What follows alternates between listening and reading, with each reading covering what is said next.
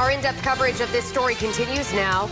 On July 25th, Eyewitness News was the first to report that Panini Funeral Home was shut down by the health department after officials found several bodies stored improperly. New tonight, we spoke with one man who spent more than a decade searching for his sister's remains until he recently received a phone call from the medical examiner identifying her as one of those deceased. Eyewitness News reporter Jared Pliner has the interview live from the mobile newsroom.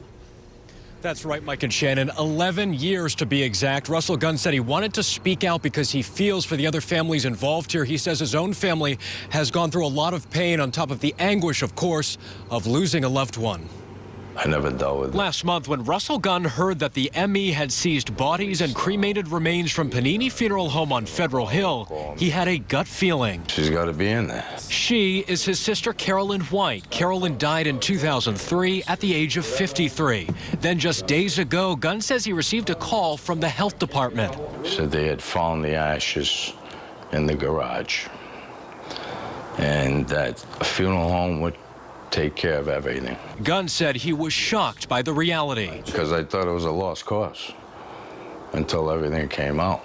Russell tells us his sister, who had serious health problems, was on disability and had no insurance, was in the custody of the state before Alfred Panini cremated her remains. Gunn says there were red flags at her funeral. I was suspicious at the church.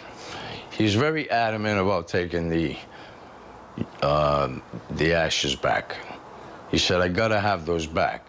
So we all thought at the church there was nothing in it.